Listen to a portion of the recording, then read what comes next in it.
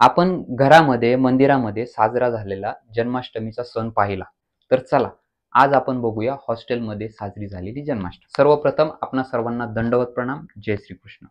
काल प्रत्येकाने कोणी घरामध्ये, कोणी मंदिरामध्ये, कोणी मठामध्ये, तर कोणी तीर्थस्थानाच्या जवळ जाऊन जन्माष्टमीचा सण साजरा केला. भगवंताच्या जन्मोत्सवाचा आनंद घेतला. आपली धर्मभगिनी नाव अंकिता हिने हॉस्टेलमध्ये असताना देखील कसल्याही प्रकारचे सामुग्री नसताना भगवंताच्या अधिष्ठानाकरता पाळणा तयार केला. रुमाल आणि ग्लास सोबत काठ्या आणि दोरा याच्या मदतीने पाळणा तयार केला आणि या पाळण्यामध्ये भगवंताचा अधिष्ठान ठेवून जन्माष्टमीचा सण साजरा केला. भगवंताच्या जन्मोत्सवाचा आनंद घेतला. सोबतच उपहाराकरता नैवेद्याकरता पदार्थ आणले आणि पत्र, पुष्प, फळ, विडा हे देखील त्या ठिकाणी समर्पित केलं.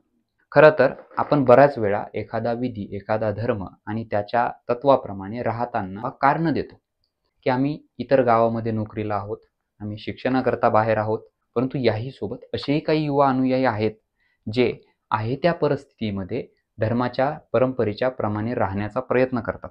ज्यावेळेस या भगिनीने साजरी केलेली जन्माष्टमी मला पाहायला भेटली त्यावेळेस मनात विचार आला, आपण देखील हा प्रसंग आपल्या धर्मबांधवांपर्यंत, युवा धर्म भगिनींपर्यंत पोहोचवूया आणि आपण देखील या पंथाचे, या धर्माचे पायीक होऊया. जय श्री चक्रधर, जय महानुभाव.